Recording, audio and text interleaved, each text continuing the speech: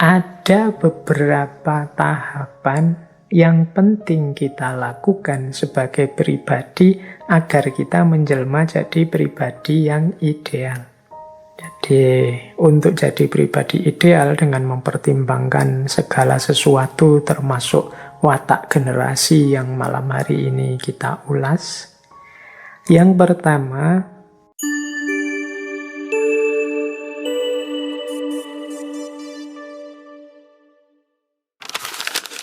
Assalamualaikum warahmatullahi wabarakatuh.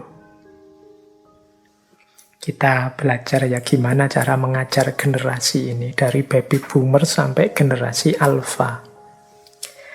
Mengajar baby boomers ini ya seperti gaya sekolah-sekolah saya zaman dulu. Jadi facilitated, instructor-led. Butuh hadirnya guru, butuh hadirnya seorang fasilitator yang nuntun langsung. Kemudian interaktif and group learning. Jadi sifatnya interaktif, langsung. Termasuk group learning di kelompok, di kelas-kelas. Persis kelas-kelas yang kita kenal selama ini.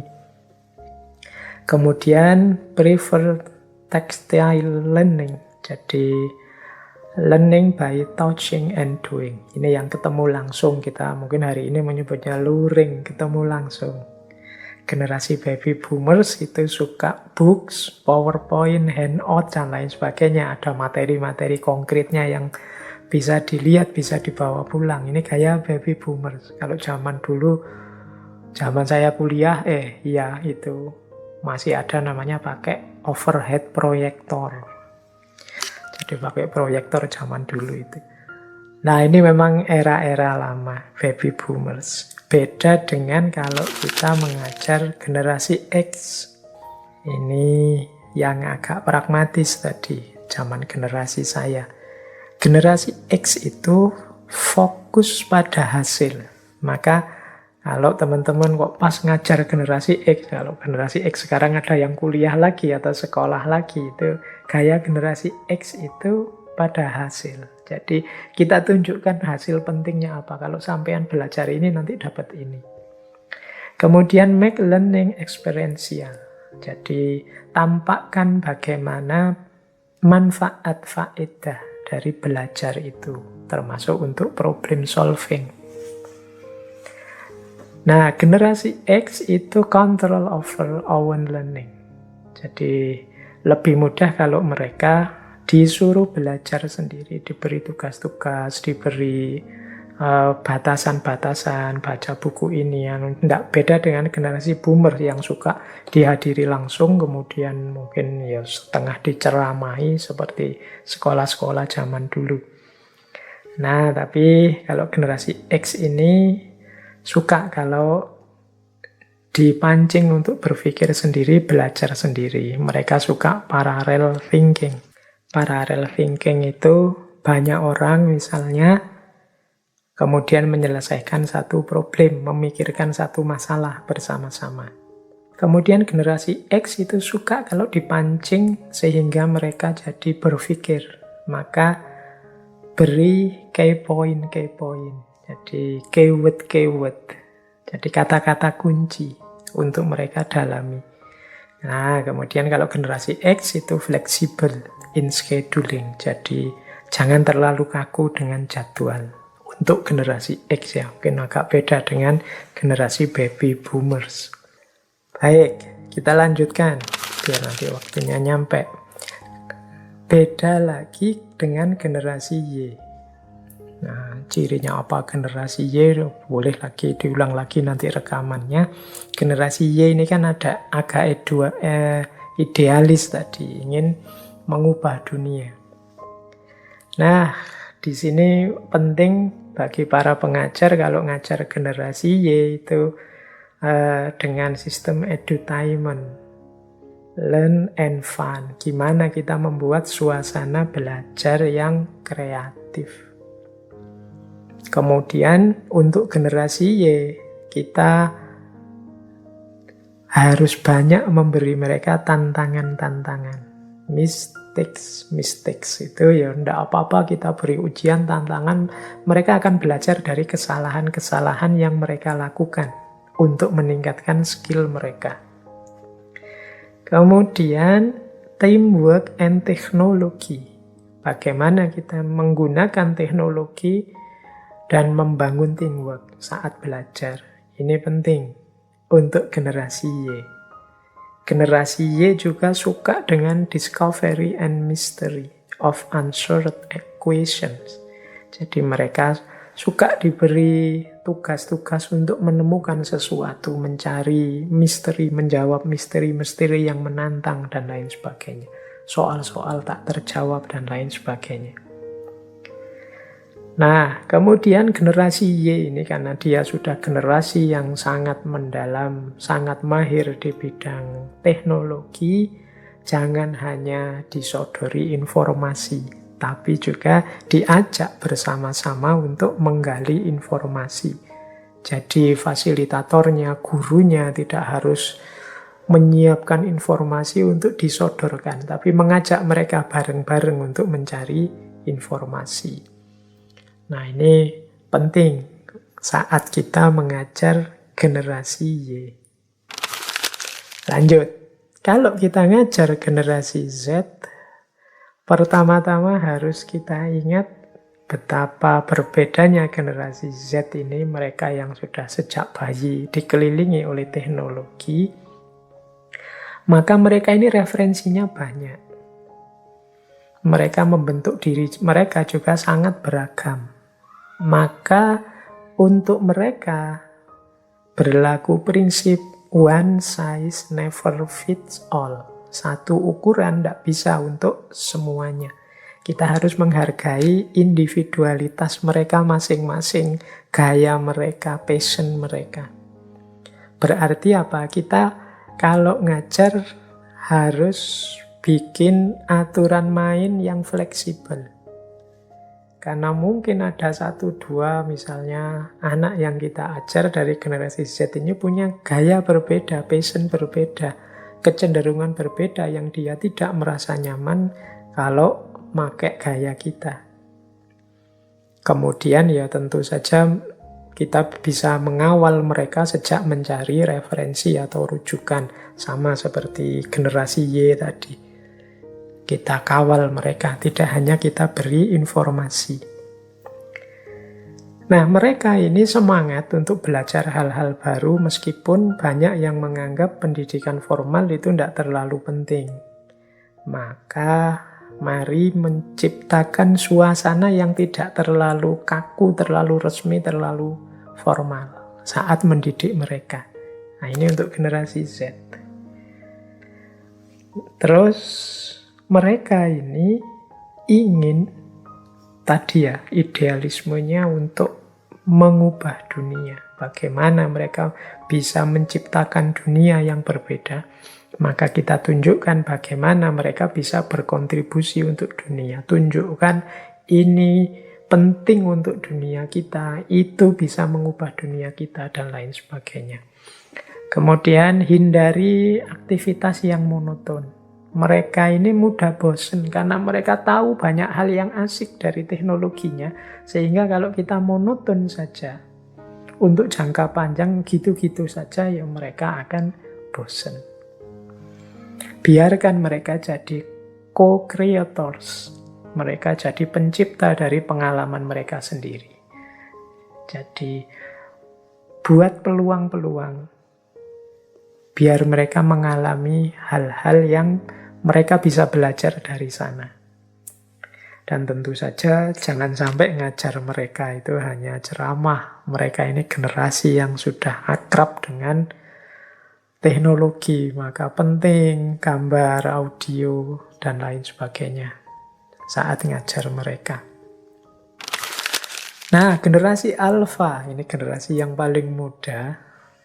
Tentu saja ngajar mereka itu mau tidak mau harus dengan teknologi yang canggih yang membuat mereka menarik dengan visualisasi menarik. Dan mari kita berinovasi saat ngajar mereka yang membuat mereka ingin tahu.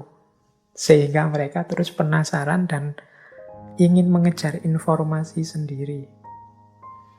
Kemudian mungkin gurunya bisa merancang satu rencana belajar yang menarik mereka.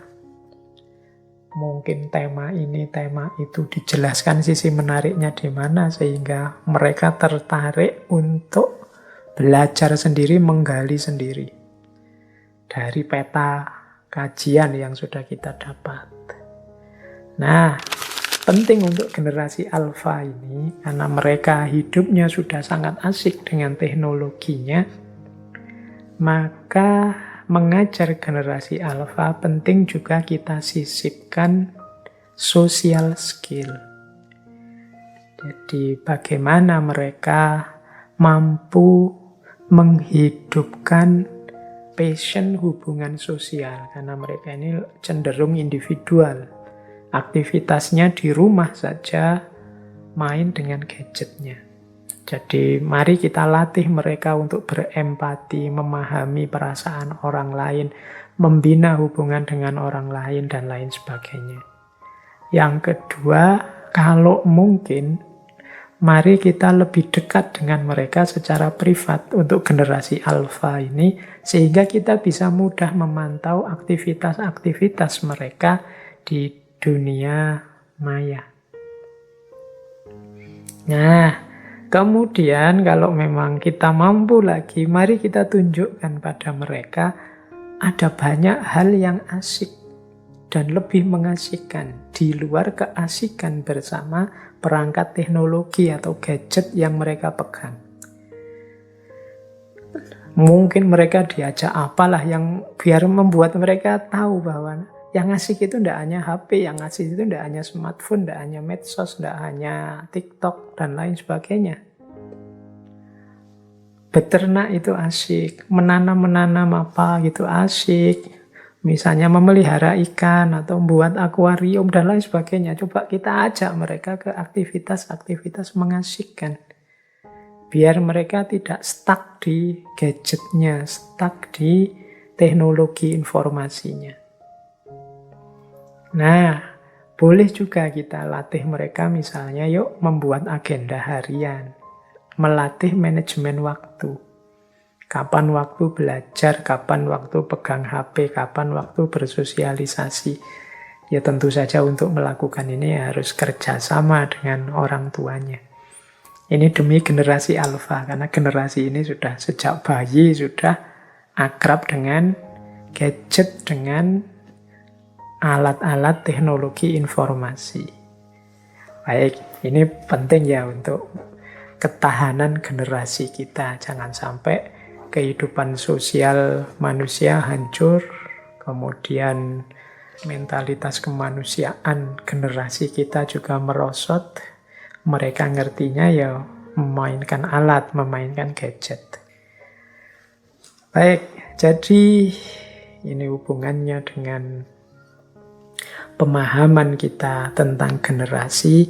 Itulah secara umum teman-teman gambaran karakter generasi. Termasuk bagaimana memanfaatkan karakter itu untuk kita menanamkan ide-ide kita, menanamkan ideal-ideal hidup. Sehingga mereka tumbuh jadi manusia yang seutuhnya melalui aktivitas belajar dan mengajar terhadap mereka. Nah, ya tentu saja teori generasi ini banyak yang mengkritik. Misalnya ada yang mengkritik teori ini deterministik. Deterministik itu kaku, seolah-olah tidak bisa dihindari. Kalau generasi era ini pasti begitu, generasi era ini pasti begitu, dan lain sebagainya. Ada yang mengkritik teori ini unfalsifiable. Teori ini tidak bisa disalahkan. Kalau dunia ilmu itu kan kok ada sesuatu tidak ono salah, kok cocok terus, itu malah perlu dicurigai. Kadang-kadang kita dari generasi apa? Lu kok rasanya cocok dengan teori dari generasi yang berbeda kok rasanya itu unfalsifiable. Nanti dicari-carikan alasannya iso wae. Kayak ramalan bintang itu loh, itu kan unfalsifiable. Minggu ini rezeki Anda agak seret. Kok minggu ini malah dapat uang banyak. Oh, uang banyak itu tidak menandakan rezeki yang lancar. Uang banyak itu bisa jadi masalah baru. Jadi hakikatnya dapat masalah baru. Ya itu kan bikin-bikin terus. Tidak iso disalahkan sama sekali. Ini unfalsifiable. Nah, ada yang mengkritik teori ini jenis itu. Atau ada yang mengkritik unsupported by rigorous evidence. Jadi tidak ada bukti kuat yang mendukungnya. Ini hanya opini-opini saja. Ada yang mengkritik ini pseudosains, bukan ilmiah. Ya hanya mirip-mirip saja dengan ilmu padahal tidak. Oke, ya banyak kritik-kritik terhadap teori generasi ini. Tapi seperti yang saya bilang tadi di awal, bahwa di antara yang mempengaruhi kita itu zaman kita, peradaban kita hari ini.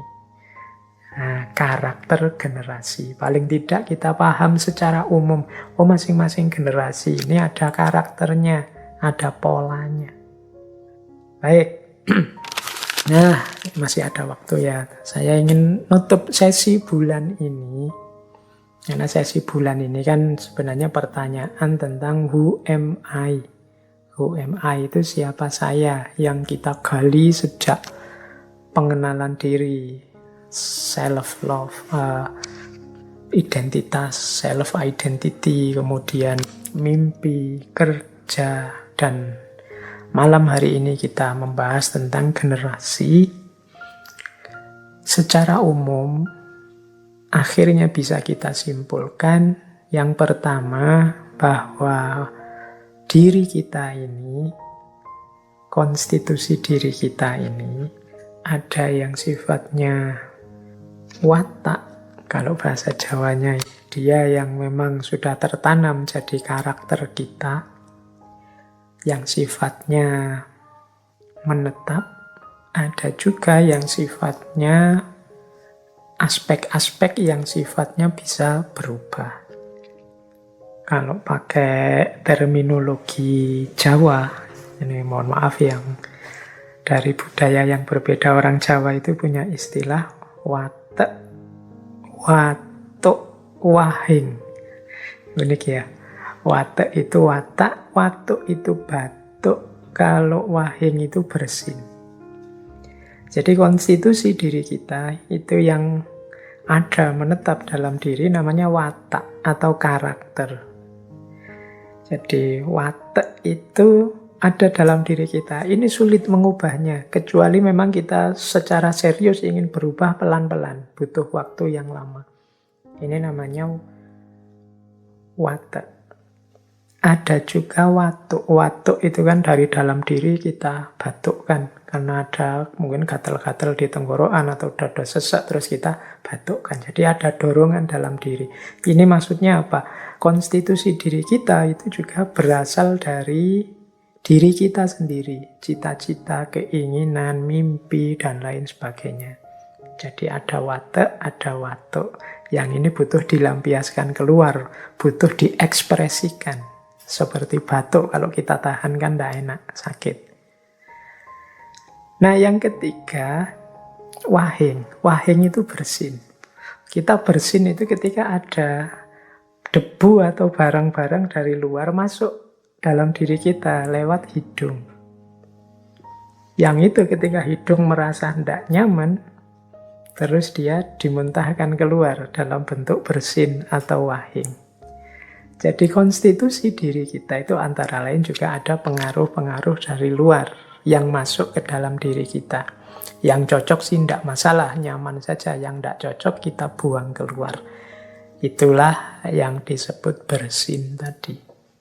Wahing. Jadi watek, watuk, dan wahing.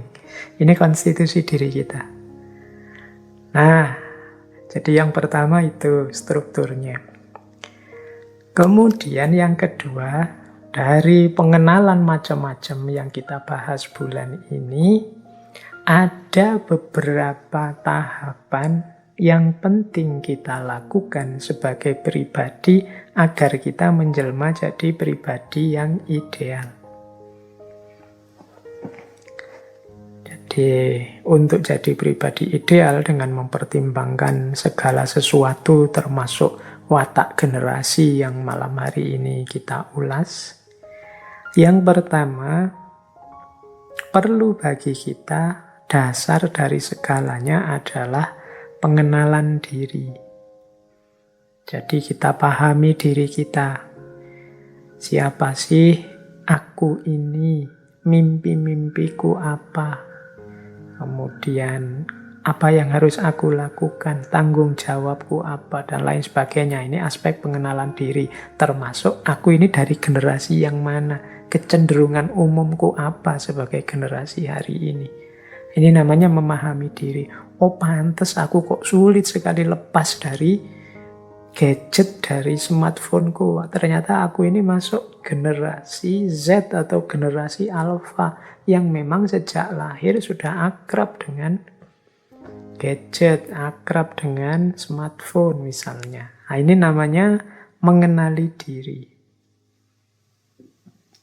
Yang kedua, kalau sudah mengenali diri, perlu kita lakukan penerimaan diri. Jadi penerimaan diri itu apapun temuan kita tentang diri kita, pertama-tama harus kita terima. Kita akui, ternyata saya itu orangnya mudah tersinggung. Ternyata saya itu orangnya susah menerima kritik. Ternyata saya itu punya mimpi untuk jadi konglomerat dan lain sebagainya. Ini namanya penerimaan diri. Baik secara real maupun ideal. Real itu kenyataan kita apa adanya, ideal itu mimpi-mimpi kita. Jadi setelah mengenali diri, memahami diri, kita terima diri. Kan ada banyak situasi real kita yang ya sulit kita menghindar. Mau tidak mau ya harus diakui kita ini masuk baby boomers. Mau tidak mau harus diakui saya ini masuk generasi X dengan segala ciri dan pengaruh zaman pada diri kita. Nah, kalau sudah menerima, tahap ketiga ya pengungkapan diri. Pengungkapan diri itu ya kita tunjukkan diri kita apa adanya. Jadi inilah saya. Ini yang saya inginkan. Inilah mimpiku. Ini kalau di ilmu tentang jiwa ini ya namanya self assertion. Jadi mengungkapkan diri itu menegaskan apa yang aku inginkan dan apa yang tidak aku inginkan. Ini yang aku seneng dan apa yang aku tidak seneng. Itu yang aku cocok dan apa yang aku tidak cocok. Ini namanya pengungkapan diri. Kita harus punya keberanian menunjukkan diri kita. Kalau sudah berani mengungkapkan diri, ada tahap selanjutnya yaitu penyesuaian diri. Kita ini hidup tidak sendirian. Kita berhadapan dengan lingkungan sekeliling kita, baik lingkungan benda-benda, barang-barang, makhluk sekeliling kita maupun lingkungan sosial sesama manusia. Pinter-pinter kita menyesuaikan diri, bagaimana kita mengelola dan memposisikan diri kita di lingkungan kita secara tepat. Jadi pengungkapan diri yang tadi jadi tahap sebelumnya itu dekat dengan penyesuaian diri. Kita itu mengungkapkan diri kita sambil menyesuaikan diri kita dengan lingkungan sekeliling kita. Saya sebenarnya tidak setuju dengan itu.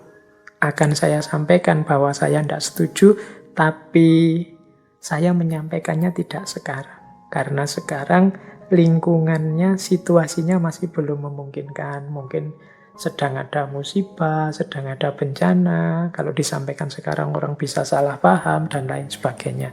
Jadi yang keempat ini penyesuaian diri, satu rangkaian dengan pengungkapan diri. Jadi kita kenali diri kita, kemudian kita terima diri kita apa adanya, kemudian kita ungkapkan diri kita sambil menyesuaikan diri secara bijaksana dengan ruang dan waktu yang ada di sekeliling kita.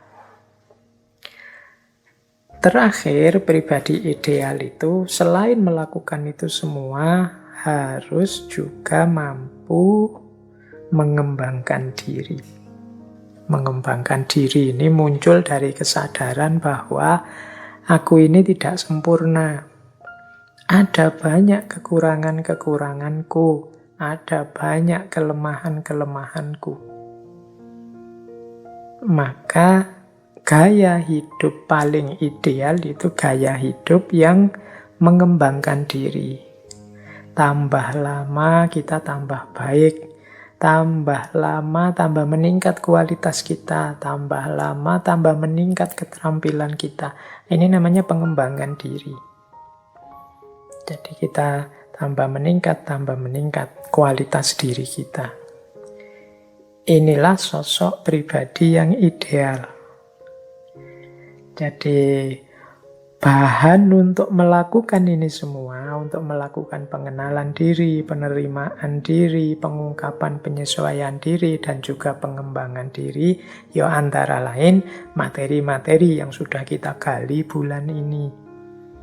Tentang identitas, tentang kerja, tentang mimpi, termasuk tentang pengaruh dari sekeliling sampai pengaruh paling global yang kita kenal sebagai aspek generasi. Dari situlah nanti kita akan menjelma jadi sosok pribadi yang ideal. Nah, terakhir untuk menutup sesi bulan ini adalah penting juga, kalau tadi kan tahapan-tahapan untuk membentuk diri yang ideal, sekarang kita lihat indikatornya. Indikator diri yang ideal. Jadi kapan atau apa buktinya bahwa sebenarnya kita ini sudah melakukan sesuatu yang seharusnya tentang diri kita dan terhadap diri kita. Yang pertama, sosok pribadi yang sudah ideal. Itu indikatornya adalah gembira. Gembira itu satu parameter, satu ukuran hidup orang yang selalu bersyukur. Orang itu bersyukur karena dia puas dan menerima kondisinya apa adanya. Jadi indikator itu kan ukurannya. Pak, saya itu sudah cocok enggak sih Pak kepribadianku? Aku sudah sesuai atau tidak sih Pak hidupku ini? Yang pertama ukurannya adalah kegembiraan. Kalian ini menjalani hidup dengan gembira, penuh rasa syukur, atau dengan kekecewaan, dengan ketidakpuasan, atau rasa penyesalan dan kekhawatiran yang berkepanjangan atau tidak. Nah, ukurannya itu. Pak, kalau saya sih sumpek terus Pak hidup saya, misalnya susah terus Pak, saya gelisah terus, berarti belum gembira. Ada banyak yang tidak kita puasi dalam hidup ini. Mungkin masa lalu yang kita sesali, masa depan yang kita khawatirkan, atau masa kini yang kita merasa tidak berdaya di hadapannya. Lah, kalau agama memberi tipsnya, yuk latihan bersyukur. Bersyukur itu berarti kita mampu hidup secara gembira. Kelihatan beda nanti orang yang mampu bersyukur dengan tidak. Aura orang yang senantiasa gembira dengan orang yang selalu mengeluh dan tidak puas akan berbeda.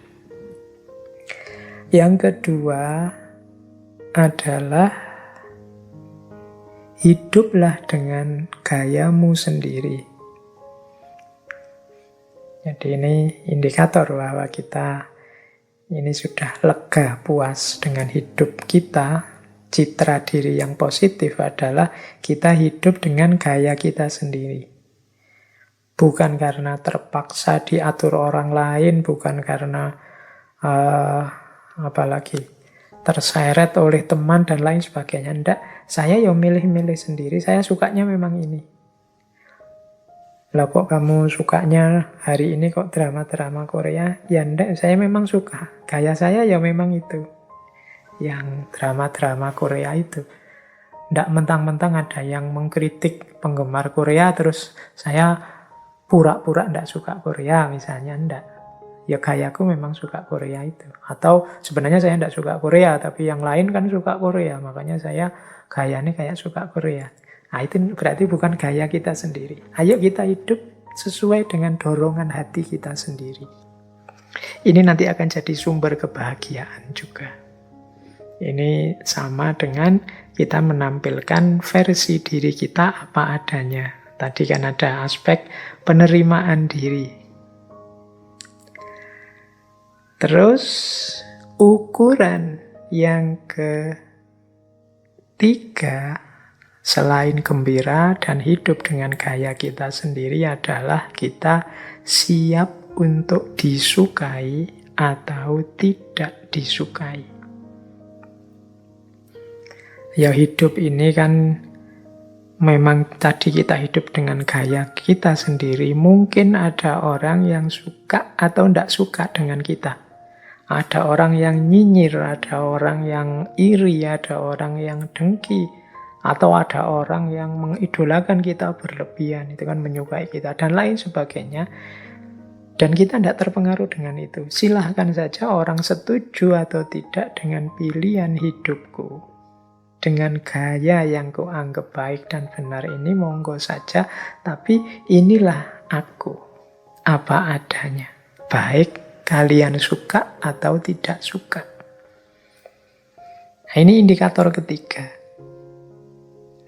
Jadi kalau kita sudah bisa gembira, kalau kita sudah hidup dengan gaya kita sendiri, kemudian kita siap untuk disukai atau tidak disukai, ya, kemungkinan kita sudah punya citra diri, pemahaman diri yang positif.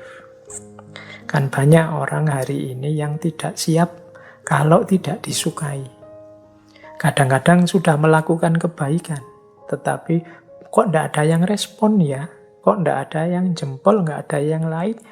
Viewernya kok sangat sedikit, subscribernya sedikit misalnya. Terus kita tidak siap, oh, sudahlah kalau gitu aku tidak begitu lagi. Itu berarti tidak siap untuk disukai. Jadi tujuan dari kebaikan-kebaikan tadi hanya komentarnya orang. ACC persetujuannya orang. Nah ini menunjukkan kita belum positif kalau memang hanya begitu. Nah yang keempat adalah kita mampu mengelola diri kita secara mandiri. Mengelola diri secara mandiri itu maksudnya ya kita ini emosi-emosi kita bisa kita kelola sendiri. Jadi kita bisa memanage diri kita sendiri tanpa bantuan orang lain. Misalnya kita marah ini, wah saya marah ini, saya tahu saya marah, gimana caranya meredakan marah, dan kita bisa melakukan meredakan marah itu oleh kita sendiri. Jadi tidak perlu bantuan orang lain, tidak perlu pakai fasilitas ini, fasilitas itu. Kita sendiri sudah bisa meredakan kemarahan kita sendiri. Ini mampu mengelola diri sendiri secara mandiri. Misalnya, wah ini saatnya semangat untuk berjuang ini. Nah, kita bisa memotivasi diri kita untuk semangat berjuang. Tidak perlu menunggu motivator-motivator atau ikut kursus-kursus motivasi yang bayar mahal. Ketika kita butuh ketenangan, kita mampu menenangkan diri kita sendiri. Ketika kita butuh semangat untuk berjuang, kita bisa menyemangati diri kita sendiri. Ini namanya mampu mengelola diri secara mandiri. Terus, Di antara indikator pemahaman diri kita yang positif, selain tadi kita hidup dengan gembira, dengan versi kita sendiri, gaya kita sendiri, dengan siap disukai atau tidak disukai, kemudian mampu mengelola diri kita secara mandiri, penting juga bagi kita untuk, kalau ini saya ambil dari beberapa pandangan yang khas, yang unik, yaitu apa? Mampu menertawakan diri sendiri. Jadi kemampuan menertawakan diri sendiri ini menarik, karena kita itu seringkali memaksa diri kita sendiri atau memarahi diri kita sendiri kalau pas tidak sukses. Kemampuan menertawakan diri kita sendiri ini sebenarnya bagian dari penerimaan diri kita terhadap kita. Jadi orang yang tidak mampu menertawakan diri, ini alternatifnya dua. Yang pertama orang yang sombong, dan yang kedua orang yang putus asa, atau orang yang sangat keras terhadap dirinya. Jadi sombong, putus asa, sangat keras terhadap dirinya. Ini 3 parameter yang membuat orang tidak bisa menertawakan diri. Menertawakan diri itu kita menyadari betapa lemahnya kita. Kita menyadari betapa banyaknya kekurangan-kekurangan dalam diri kita. Kita menyadari betapa mudahnya kita itu terpeleset dalam salah, dalam khilaf, dan lain sebagainya. Kita tertawakan diri kita. Ternyata aku ini naif sekali, aku ini lucu, aku ini banyak kurangnya, banyak salahnya. Nah, ini kemampuan menertawakan diri penting untuk menunjukkan bahwa kita bukan orang yang sombong, bukan orang yang putus asa, atau bukan orang yang sangat keras tidak mencintai diri. Jadi ini indikator.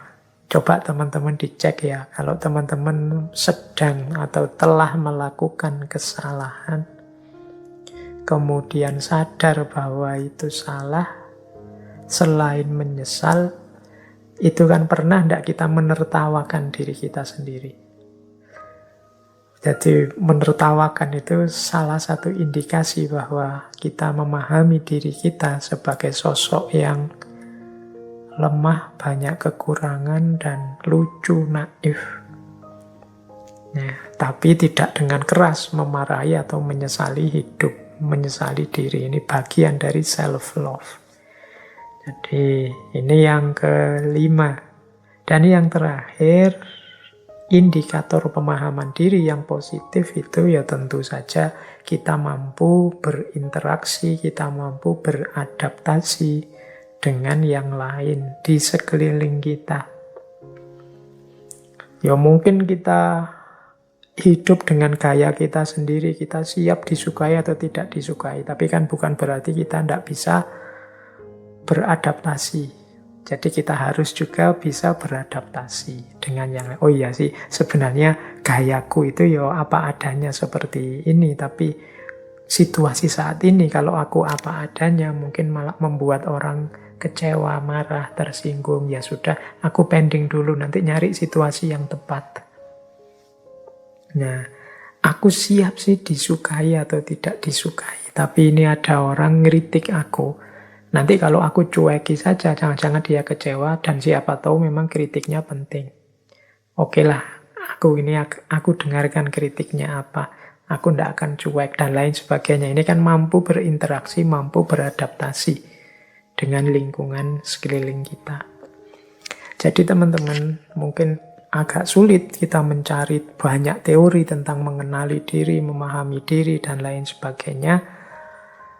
Tapi mari kita bareng-bareng mengusahakannya sambil melihat, aku ini sudah puas atau tidak terhadap diriku, aku ini sudah on the right track atau tidak, sudah ada di jalan yang benar atau tidak. Antara lain dengan melihat kita ini gembira atau tidak, kita sudah hidup dengan versi keinginan kita sendiri atau tidak.